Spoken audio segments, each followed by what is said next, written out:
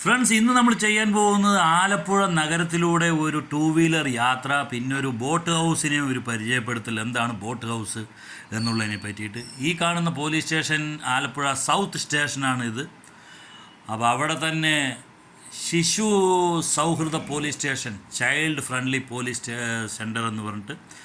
അപ്പോൾ നമ്മൾ പോലീസുകാരെ പറ്റി പല തെറ്റിദ്ധാരണകളുമുണ്ട്. പക്ഷേ നമ്മൾ കണ്ട പോലീസും നമ്മളെ പരിചയപ്പെട്ട പോലീസുകാരും അവിടുത്തെ എൻറ്റയർലി ഡിഫറെൻ്റ് ആയിരുന്നു. നല്ല സഹകരണം, നല്ല മനുഷ്യർ, അങ്ങനെ എല്ലാറ്റിലും എല്ലാ വിഭാഗത്തിലും ഇങ്ങനത്തെ ആളുകളുണ്ട്, നല്ലതും ചീത്തയും ഉണ്ട്. അപ്പോൾ ആ ഒരു കൺസെപ്റ്റ് മാറ്റുക, ഒരു തെറ്റിദ്ധാരണ മാറ്റുക. നല്ല പോലീസുകാർ ഇഷ്ടം പോലെ ഉണ്ട്. ഇത് പോലീസ് ക്വാർട്ടേഴ്സാണ് ആലപ്പുഴ സൗത്തിൻ്റെ. അപ്പോൾ പലരും പോലീസുകാർ എന്നൊക്കെ പറഞ്ഞു കഴിഞ്ഞാൽ എന്തോ ഭീകരജീവികളെ കാണുന്നത് മാതിരിയാണ് കാണുന്നത്. പക്ഷേ അവർ നല്ല ആളുകളാണ്. ആലപ്പുഴയെ നമ്മൾ പറയുന്നത്, ഇല്ലെങ്കിൽ അറിയപ്പെടുന്നത്, കേരളത്തിൻ്റെ വെനീസ് എന്നാണ്. വെനീസ് എന്ന് പറഞ്ഞാൽ ഇറ്റലിയിലെ ഒരു സ്ഥലത്തിൻ്റെ അതേ മാതൃകയിൽ ഗതാഗതം, അതേപോലെ വ്യാപാരം, വ്യവസായം ഇതെല്ലാം ജലത്തിലൂടെ നടത്തുന്ന ഒരു കേന്ദ്രം എന്നുള്ള ഒരു ഇതിലാണ് വെനീസ്, കേരളത്തിൻ്റെ വെനീസ് എന്നറിയപ്പെടുന്നത്. പക്ഷേ ഇപ്പോൾ എത്രത്തോളം അത് അന്വർത്ഥമാകുന്നുണ്ട് എന്നുള്ളത് നമുക്കറിയില്ല. കാരണം ഇപ്പോൾ അത്തരം വ്യാപാര വ്യവസായങ്ങളൊന്നും നടക്കുന്നില്ല എന്ന് വേണം കരുതാൻ. ഈ അടുത്ത കാലം വരെയും ഈ തോടുകളും എല്ലാം ഒരു പായൽ പിടിച്ച് കിടന്നതാണ്. ഇപ്പോൾ കുറേയൊക്കെ വൃത്തിയാക്കിയിട്ടുണ്ടെന്ന് തോന്നുന്നു. ആലപ്പുഴ ടൗണിൻ്റെ, നഗരത്തിൻ്റെ മുഖ്യ ചന്ത, ബസാറിൽ ബിഗ് ബസാർ വലിയങ്ങാടി, അതിലൂടെയാണ് നമ്മളുടെ യാത്ര.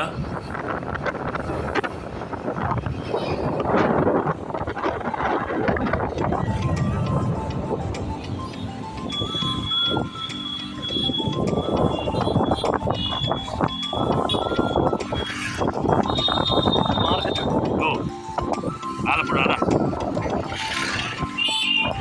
ചന്ത അല്ല, വലിയങ്ങാടി, ആലപ്പുഴ വലിയങ്ങാടി.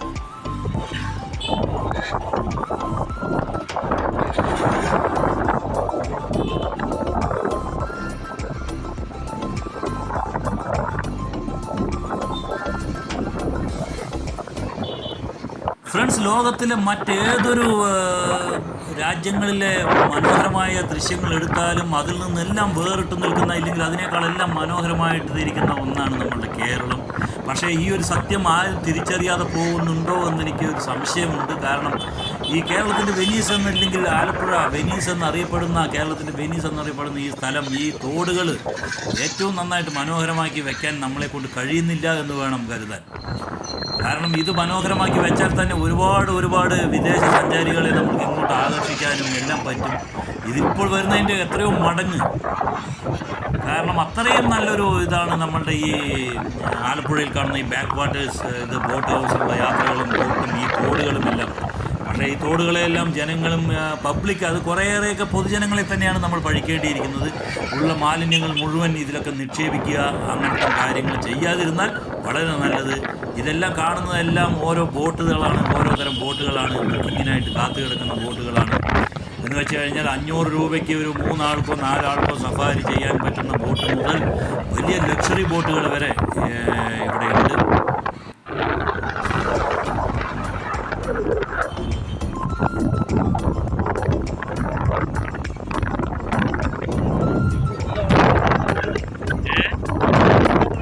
ഓ, അത് ശരി. എന്താ ബോട്ടാണിത്? ഓ, അതിനുള്ളതോ? House boat. ഓക്കെ. അതിനപ്പോൾ ഇവിടുന്ന് തന്നെ ആളെ കയറ്റിയിട്ട് അങ്ങനെ കായലിലേക്ക് അല്ലേ? ഓക്കെ. ഓ ഫ്രണ്ട്സ്, അപ്പോൾ നമ്മൾ മോഹൻഭായിട്ട് ടൂ വീലറിലാണ് യാത്ര. മോഹൻഭായിയാണ് നമ്മൾക്ക് വേണ്ടി ആലപ്പുഴയിലെ കാര്യങ്ങൾ വിശദീകരിച്ചു തരുന്നത്. അപ്പം നമ്മൾ ഏകദേശം പുന്നമട കായലിൻ്റെ ആ ഒരു സ്റ്റാർട്ടിംഗ് പോയിൻ്റ്, ബോട്ടുകൾ എവിടെ നിന്നാണോ സ്റ്റാർട്ട് ചെയ്യുന്നത് ആ ഒരു സ്റ്റാർട്ടിംഗ് പോയിന്റിലേക്ക് അടുത്തുകൊണ്ടിരിക്കുകയാണ്.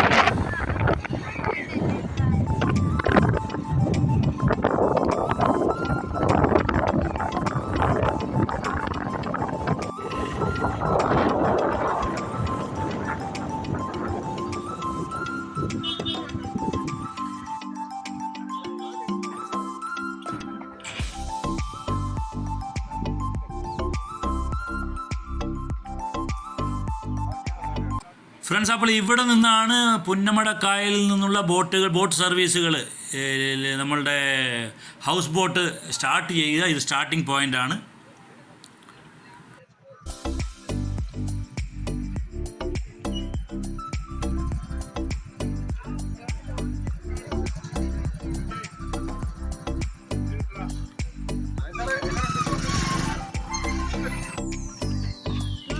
ഒരുപാട് സ്ഥലങ്ങളിൽ നിന്നും ബോട്ട് ഹൗസിൽ സഞ്ചരിക്കാനുള്ള ആളുകൾ വരാറുണ്ട്. അപ്പോൾ അങ്ങനെ വരുന്നവർക്ക് അവിടുത്തെ ഒരു ഓർമ്മകൾ സൂക്ഷിക്കാനായിട്ടുള്ള കരകൗശല സാധനങ്ങൾ, ബോട്ടിൻ്റെ മാതൃകകൾ, അങ്ങനെ പലതും അവിടെ വിൽപ്പനയ്ക്ക് വെച്ചിരിക്കുന്നതായിട്ട് കണ്ടു.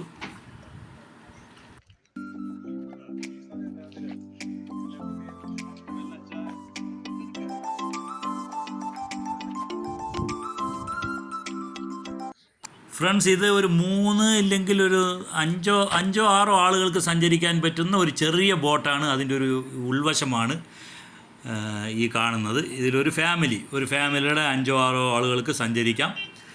അതേമാതിരി അതിൻ്റെ മുൻവശത്ത് ഒരു ഊഞ്ഞാൽ, വളരെ കൗതുകം തോന്നി.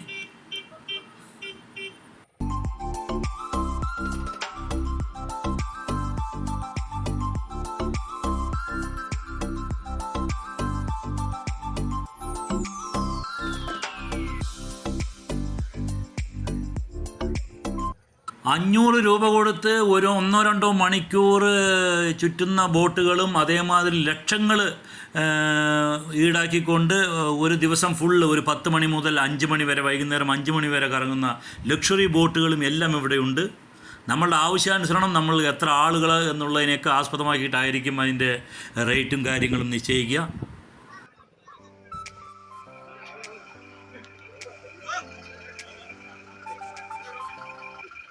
ഈ വന്നുകൊണ്ടിരിക്കുന്ന ബോട്ട് ഒരു 30-40 അതിൻ്റെ ഉള്ളിലുള്ള ആളുകൾക്ക് സഞ്ചരിക്കാവുന്ന ഒരു ബോട്ടാണ്.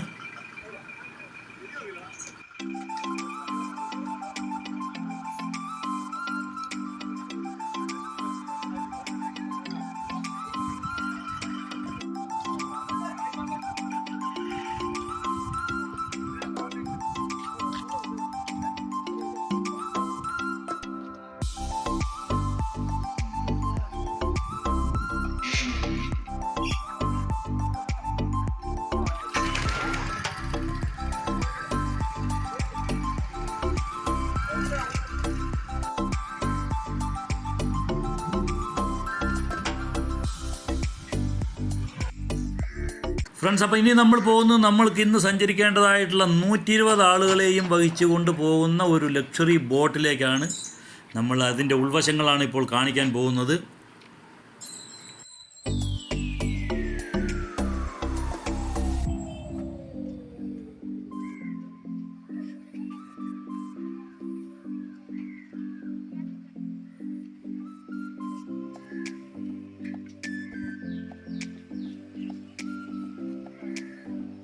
ഇതാണോ?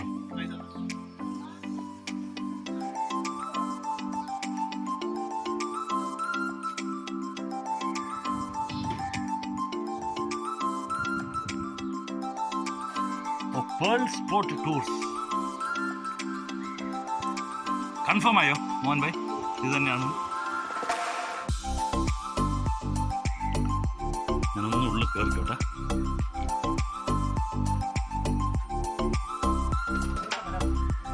അല്ല, നമ്മൾ പറയുമ്പോൾ അവർക്ക് വിശ്വാസം ചിലപ്പോൾ നമ്മൾ, അതാണ് ഞാൻ പറഞ്ഞു ബോട്ടിൻ്റെ ആളാ പറഞ്ഞു നിന്നേക്കെ. വരട്ടെ, സമയമായിട്ടില്ലല്ലോ. അത് വേറെ അല്ലേ മോഹൻ ഭായ്? അത് വേറെ അല്ലേ? അത് പക്ഷെ ഇവരെന്തിനാ ഇതിട്ടിരിക്കണത് ഇങ്ങനെ തലയ്ക്ക? ചിലപ്പോൾ അപ്പുറത്താണെങ്കിൽ ഇതിൽ നമുക്ക് കയറാം. ഓക്കെ, രണ്ടും ഒരേ വലിപ്പമുള്ള ബോട്ടുകളാണല്ലേ?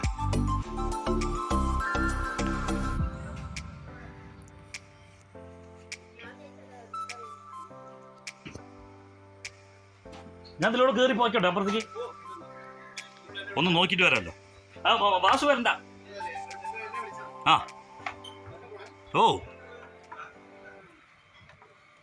ഫ്രണ്ട്സ്, അപ്പം നമ്മൾ സഞ്ചരിക്കുന്ന ബോട്ടിൻ്റെ ആ ഒരു മുൻവശത്തെ ആ ഇരിപ്പിടങ്ങളാണ് ഈ കാണിക്കുന്നത്. ഒരു 5 സ്റ്റാർ ഫെസിലിറ്റി മാതിരി തന്നെയാണ് തോന്നുന്നത്. നല്ലൊരു ഇരിപ്പിട സൗകര്യങ്ങൾ.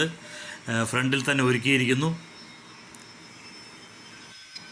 നമ്മൾ പോകുന്ന സമയത്ത് അവർ ബോട്ട് ക്ലീൻ ചെയ്തുകൊണ്ടിരിക്കുകയായിരുന്നു. ഓരോ ട്രിപ്പിന് ശേഷവും അവർ ബോട്ട് നല്ലവണ്ണം ക്ലീൻ ചെയ്തതിന് ശേഷമാണ് മറ്റ് യാത്രകൾക്ക് അടുത്ത യാത്രയ്ക്ക് ഉപയോഗിക്കുക.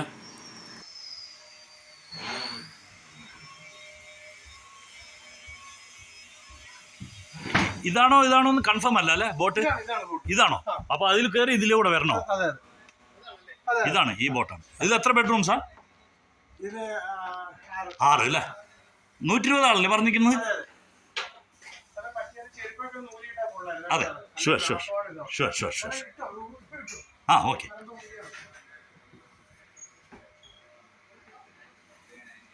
ഫ്രണ്ട്സ്, അപ്പോൾ 6 ബെഡ്റൂംസാണ് ഇതിനുള്ളത്. ഓരോ ബെഡ്റൂമുകളും ഇതേമാതിരി തന്നെയാണ്. ഒരു സ്റ്റാർ ഹോട്ടലിൻ്റെ 3 സ്റ്റാർ ഇല്ലെങ്കിൽ 5 സ്റ്റാർ എന്ന് തന്നെ പറയാം. ഒരു ഹോട്ടലിൻ്റെ റൂംസ് എങ്ങനെയാണ് സജ്ജമാക്കിയിട്ടുണ്ടാവുക അതേമാതിരി ഏകദേശം നല്ല രീതിയിൽ തന്നെയാണ് ഓരോ ബെഡ്റൂമും അവർ ഒരുക്കിയിരിക്കുന്നത്. ബെഡ്റൂം മാത്രമല്ല, എല്ലാവിടെയും അവരുടെ ഓരോ സ്ഥലങ്ങളും വളരെ നല്ല രീതിയിൽ തന്നെ അവർ വൃത്തിയാക്കി വെച്ചിട്ടുണ്ട്.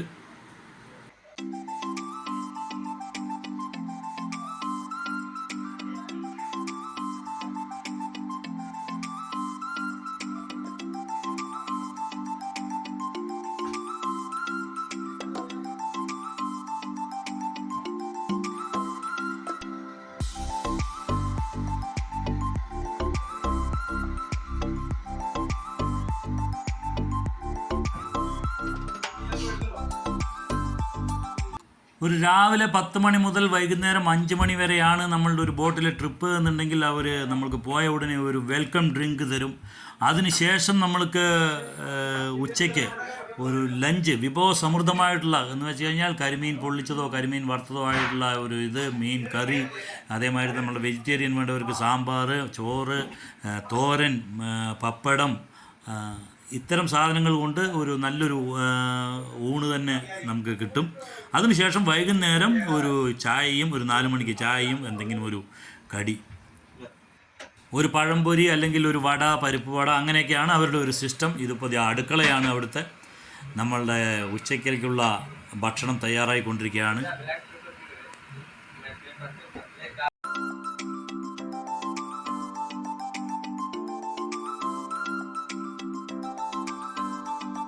നമുക്കിനി ബോട്ടിൻ്റെ മേൽഭാഗം ഒന്ന് നോക്കാം എങ്ങനെയുണ്ട് എന്ന്.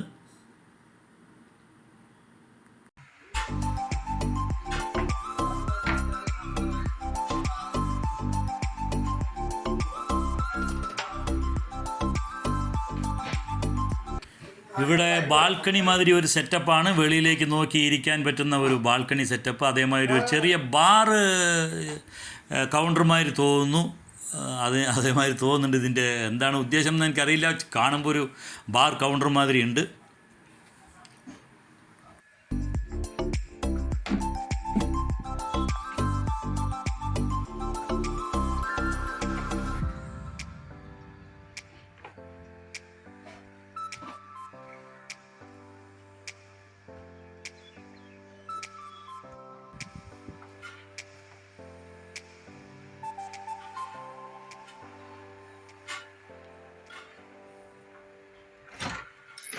അപ്പോൾ ഫ്രണ്ട്സ്, താഴെ 4 ബെഡ്റൂംസും മേലത്തെ നിലയിൽ 2 ബെഡ്റൂംസുമാണ് ഇവർ ഒരുക്കിയിരിക്കുന്നത്.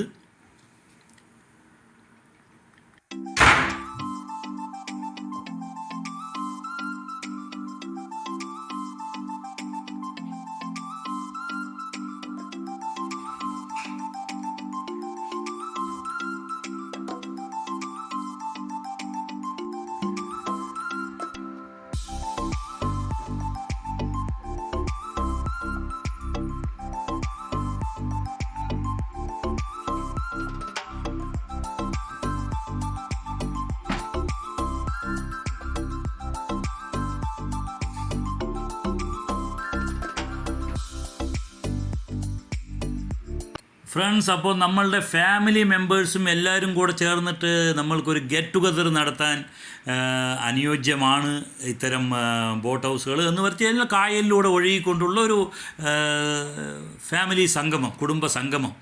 ഫാമിലി ഗെറ്റ് ടുഗദർ നടത്താം. ഇല്ലെങ്കിൽ ഏതെങ്കിലും കമ്പനികൾ അവരുടെ എല്ലാ മെമ്പേഴ്സിനെയും ഉൾപ്പെടുത്തിയിട്ട് വർഷത്തിലൊരിക്കലോ 6 മാസത്തിലൊരിക്കലോ ഒരു ഇങ്ങനത്തെ ഒരു ട്രിപ്പ് സംഘടിപ്പിക്കാം. അതിനെല്ലാം പറ്റുന്ന രീതിയിലുള്ള ഒരു സംവിധാനമാണ് ഇത്തരം ബോട്ടുകൾക്ക് ഉള്ളത്.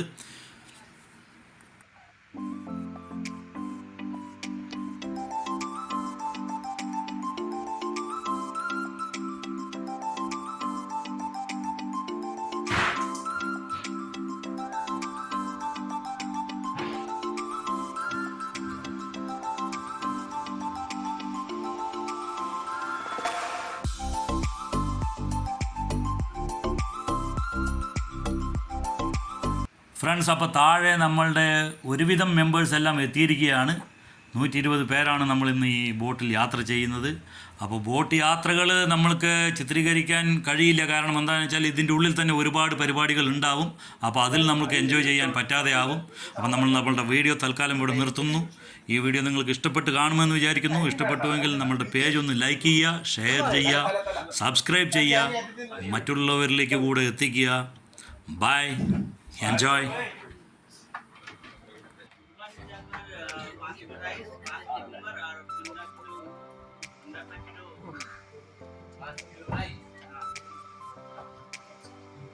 वो बोल रहा है